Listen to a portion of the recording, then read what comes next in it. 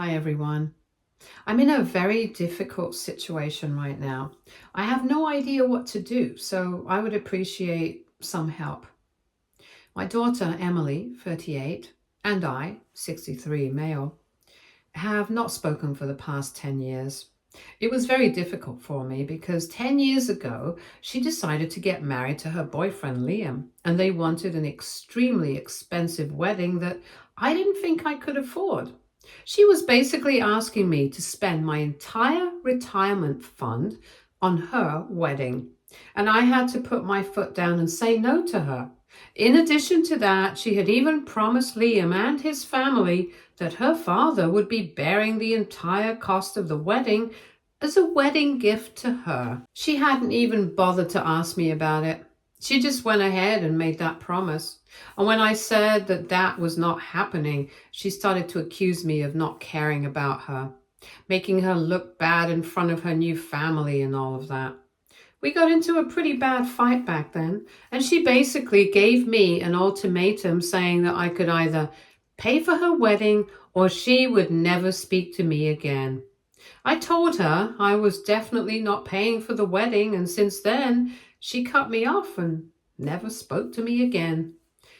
It was incredibly difficult for me because she was my only child, and since my wife had passed away when she was 16, it had just been the two of us against the world.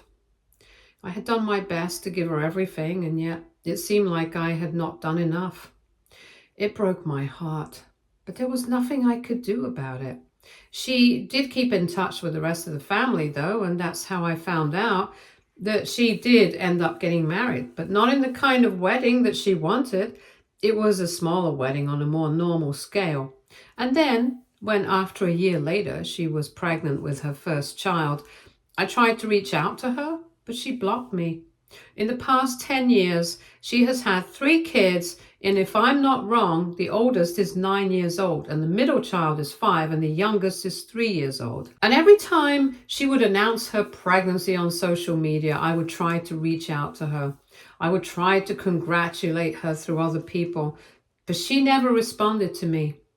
I've never met my grandkids, and in the past couple of years, I had pretty much just given up hope of any sort of reconciliation. However, a couple of days ago, she turned up at my house out of the blue, and it was pretty late at night, so it was clear that she was in trouble.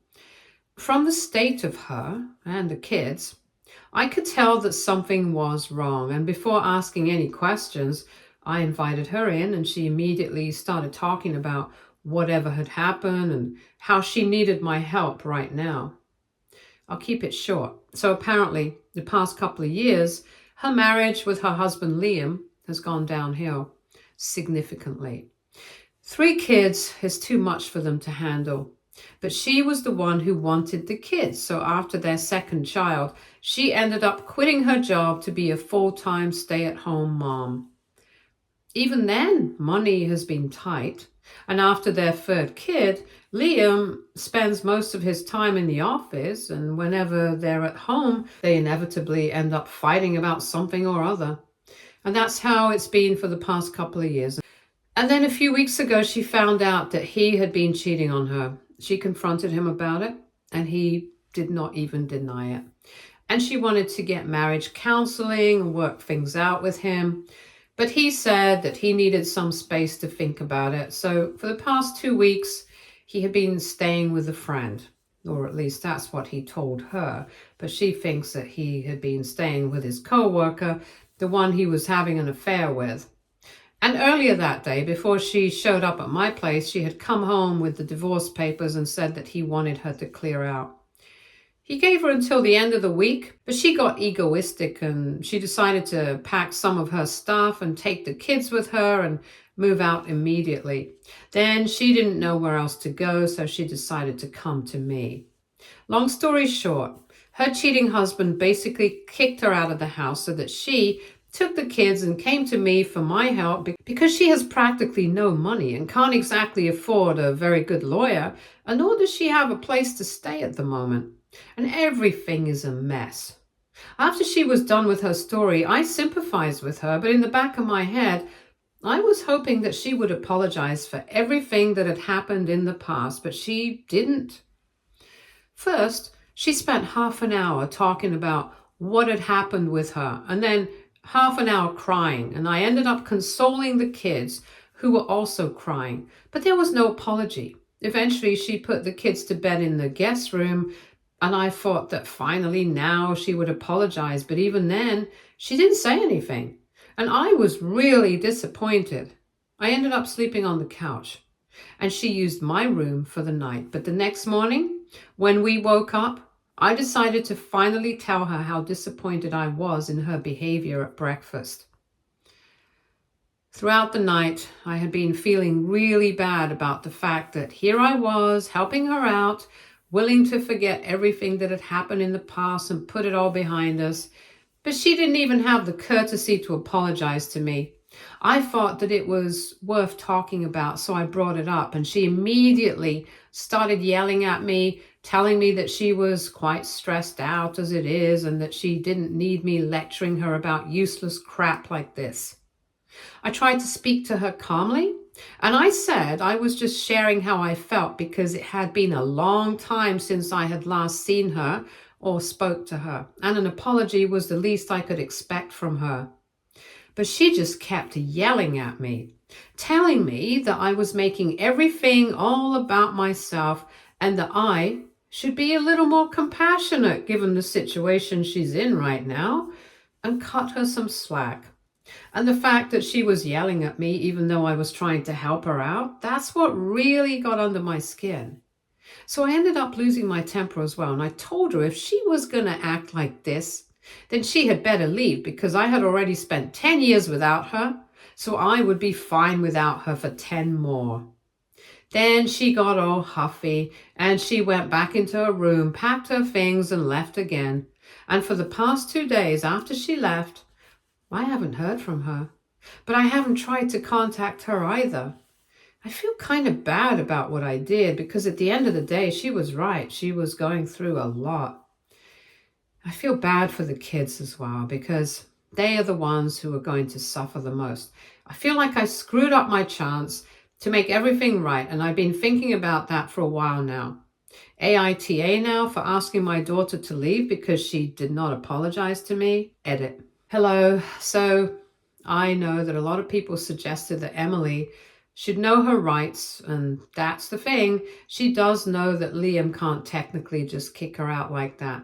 And even he had given her a week's notice, which is obviously not enough for something like this. But the problem is that she's running really low on money, and her savings have been significantly affected in the past couple of years because even though she didn't have a job, she was still helping out with the finances at home. They were splitting all the expenses 70-30, and even that can build up to a significant amount over a couple of years. So she barely has any savings right now. So even if she knows her rights, it's not going to get her anywhere. That's the issue right now, which is why she just decided to leave in a dignified way. That's what she told me, at least, so that's what I know so far. Update 1. Hello, everyone. Thank you so much for all the kind words and the supportive comments. It means a lot to me. I have been thinking about what to do regarding the current situation for quite some time now. It's been almost 6 days since she left, and after that, she did not bother to contact me. But I know that eventually she's going to have to reach out to me because from what I know, she doesn't have a lot of money to go on, and the savings that she has is not going to last her long. It's a different story if she's able to manage to get a friend to help her out, but then I think if she had friends like that, she would have gone to them in the first place instead of relying on me. Somebody she hasn't spoken to in 10 years. I know I'm her father, but even then, I know she's quite stubborn and can be very adamant at times. That's why she didn't speak to me for 10 years. So if she ended up showing up at my place, it obviously meant that she really needed help. And there was nobody else who could help her out apart from me. And I've decided that I'm going to let her decide whether she wants to apologize to me or not, because without an apology, I'm not helping anyone. She might be too proud to say that she was wrong, but I'm too proud to let this go. And I don't think that it's fair to expect me to help her even with the way she behaved with me the other day. She was yelling at me like I was her subordinate or something. She needs to remember that she's a grown woman. She made her own choices and now she's having to face consequences of those choices. Nobody's obliged to help her out. Anyone who decides to do so is doing that from the kindness of their own heart. The least she can do is just show a bit of gratitude. But if that's too difficult for her, then I guess she doesn't deserve any of the help. Anyway, 6 days have already passed. If she thinks that she needs my help, then she can come back and we can talk things out. And if she doesn't want it, then I'm fine with that as well. I know people might think that I'm letting go of the one opportunity that I got to repair my relationship with my daughter. But I don't want to fix things like this. Just because she's my daughter, that doesn't give her the license to walk all over me and treat me like a doormat and expect me to be fine with it. I wouldn't let anybody else do it. I won't let her either. I know I'm a parent, I'm a father, but I'm a human being first. Update 2. So it's been 3 days since my last update, and just as I had expected, she did not reach out to me. But she did reach out to other members of the family, asking them for their help. She has started one of those GoFundMe campaigns for herself and her kids so she can get an apartment and lead a stable life at the very least. In addition to that, she's also seeking to cover the cost of a good divorce attorney because apparently Liam is trying to cheat her out of the alimony that she deserves by cutting it too low. He's also trying to skimp out on the child support, and the terms of the petition are really unfair for her. That I agree with because I did go through the divorce papers and it all seemed pretty biased. Lots of people from the family have reached out to me to ask if I had any idea about this, and some of them have even suggested that I could try to help her out and make things right with her. They have no idea that I've already tried that once and it did not work out the way I thought it would. But anyway, if she thinks that this is what is the best option for her, then she can definitely go ahead. Heck, I'll even donate to the campaign if that helps. But I'm not reaching out to her, not after what happened. I haven't told anybody in the family yet, but if anybody asks, I'm not going to lie about it either because honestly, I don't care anymore. I think I've been through enough, and at my age, certain things are already beyond my control. She is who she is. I've tried my best with her, and even until recently, I was willing to forgive and forget, but now I think I need to preserve my dignity more.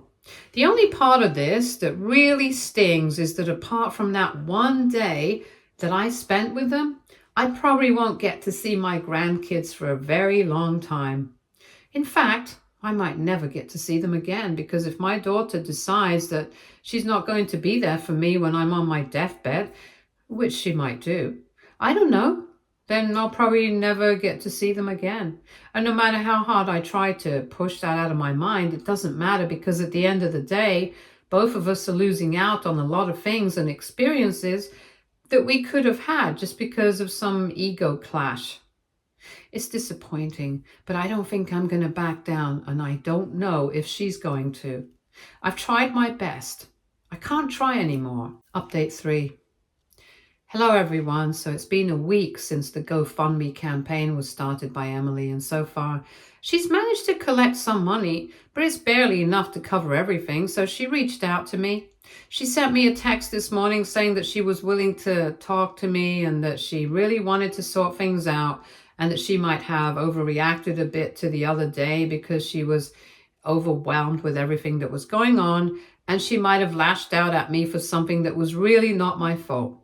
So she wanted to start again, and she wanted to talk to me and clear things up because we had spent enough of our lives being mad at each other already, and we didn't need to waste more of it.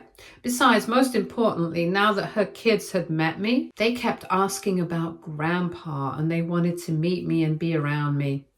So if not for our sake, she wanted me to entertain the idea of talking it out with her, at least for their sake, and I could obviously not say no to that, so I thought about it for a couple of hours, and then I replied to her saying that I was willing to sort things out if she was open to it, and that she could come over for dinner. This is not an apology, at least not the kind that I'm looking for by any means, but it's a start. I don't know if she's coming over just because she needs some money and support, or if she genuinely wants to sort things out with me. But whatever it is, I'm willing to talk it out with her. However, if she decides to pick a fight with me again instead of apologizing, then I'll be done. Even now, I'm giving her a chance because of the grandkids, but if she makes a mess of things even this time, that will be the end. Because I don't think I can allow somebody to step over me over and over again and be fine with it. Not even at the cost of my relationship with my daughter and grandkids. But I'm still hopeful, and I really do pray that things go well this time, because I do want to keep in touch and I do want them to be a part of my life in the future. So I really hope this time she tries to understand my perspective as well and doesn't just end up caring about her own feelings and whatever she has gone through, but about me as well.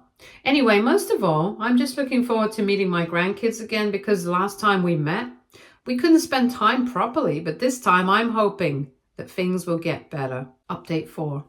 Hello everyone. So last evening I had invited Emily and my grandkids over for dinner so we could talk things out.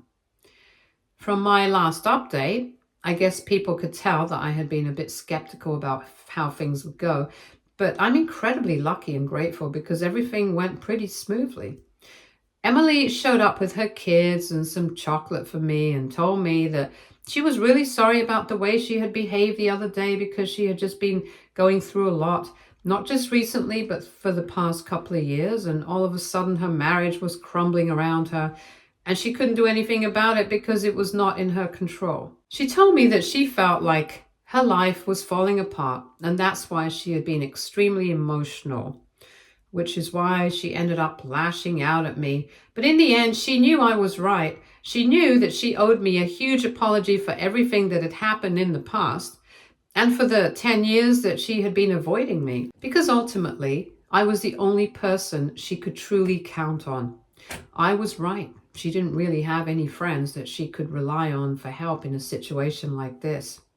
Some of them had offered to let her stay with them, but it was only for a couple of days at most, and this was something that she needed help with on a long-term basis. She didn't blame them, of course, and neither did she blame any of the relatives who didn't respond to her when she needed their help, because everybody had their own stuff going on. At the end of the day, she knew that if there was anybody she could really count on without a second thought, it would have been me. Regardless of the fact that we hadn't spoken for 10 years and that she had snubbed all my attempts to reconcile with her, she knew that if she apologized sincerely, I would forgive her. So that's what she was here to do. She acknowledged her mistakes in the past and said that she had been a brat 10 years ago to demand such an expensive wedding, knowing that I was not some big shot millionaire who could afford that kind of thing. She even joked about how she was very lucky that I hadn't agreed to pay for that, because otherwise I wouldn't be able to help her out with her divorce now. We had a good laugh over that, and she told me that she was really sorry for these past 10 years and that she regretted this the most, not just because she needed my help right now, but also because she had thought about reconciling and trying to talk to me in the past 10 years. But every time she thought about it, she decided against it, and she didn't even respond to my attempts to do so either, because she was just so ashamed of herself and everything that she'd done. She told me that apparently in the past 10 years she had only felt guilty about her own behavior, and with time it got more difficult for her to accept that the reason we didn't speak anymore was her own fault. While we were talking about it, she was very uncomfortable and awkward, and it was clear she wasn't able to articulate it very well.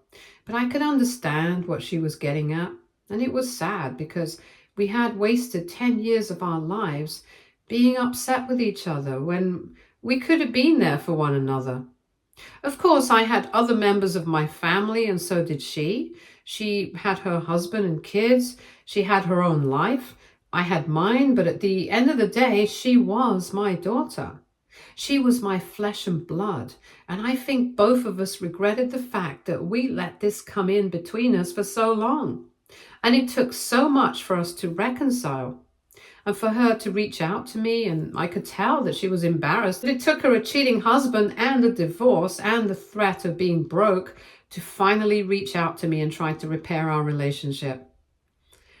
Eventually, she started fumbling with her words so much that I just cut her off and told her that whatever it was in the past now, and that we could try and build a better and stronger relationship now that we were on the same side.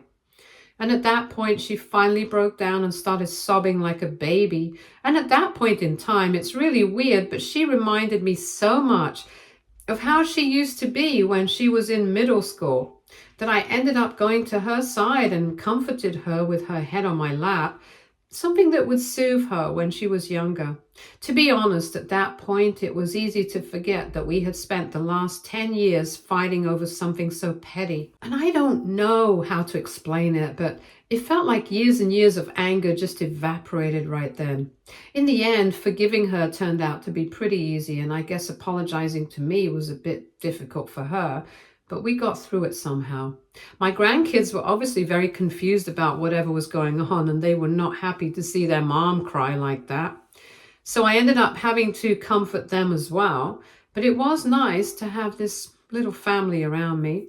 And it was quite easy for me to make up my mind right then that they were going to stay with me for as long as they needed to. And even if they ended up moving in with me on a permanent basis, I would be more than fine with that as well. Anyway, we had dinner together, and then we had to think about what to do about the future. She told me that she was willing to look for a job. She didn't want to live with me and be a freeloader, and besides, the only reason she had had to quit her job was because Liam had said that after 2 kids, it would save them more money on childcare than if she went out for work. So that was decided, and it was convenient because I have my own company, and it can pretty much run itself without me. So apart from a few occasions, it's not like I need to go into work daily. I can take care of the kids at home, and we'll be doing pickups and drop-offs for the older ones. And she can look for a job, and I'm going to be supporting her until then. As for the divorce and everything, I already have a divorce attorney in mind who helped out a friend of mine in a pretty tight spot, and he's a darn good lawyer. He's a bit expensive, but since I'm going to be paying for everything, it doesn't matter. I just want her to get everything she deserves, and I'm not going to let that slimeball Ian cheat her out of anything. As far as I know, regarding the custody arrangement, Liam has claimed that he's fine with having the kids over for every other weekend. But that obviously means that he shouldn't be skimping out on the child support money. So I'm going to make sure that she gets what she needs on that as well. And I just hope that everything goes smoothly from this point onward. As for the house and their other joint assets, I think it's only fair for everything to be divided equally. The house should be sold because I think they bought it together and he had no right to kick her out like that in the first place. Anyway, I think they should sell the house and split the money from that. But anyway, we still have a long way to go, and this is just the plan for right now. I'm just happy that we were able to talk things out, and now we're going to have a better future ahead of us. I'm really looking forward to spending more time with my grandkids and my daughter and building a better relationship with all of them.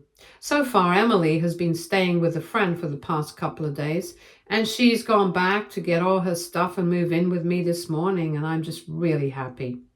I think this is pretty much the best thing that I could have asked for. Update 5. Hello, everyone. 4 weeks have passed since my daughter moved in with me, and it still feels surreal at certain times, but I know it's real, and I couldn't have been happier. We have settled into our routine, and in a couple of days, she's starting a new job, and she's pretty excited about it.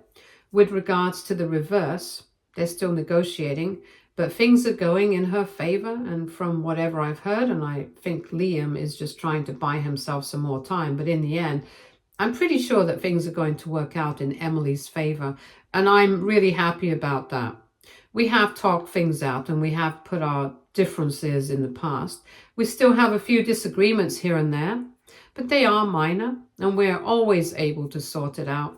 We have spoken about the future as well, and Emily was telling me that she might move out with the kids once the divorce comes through and she's financially stable enough to do so.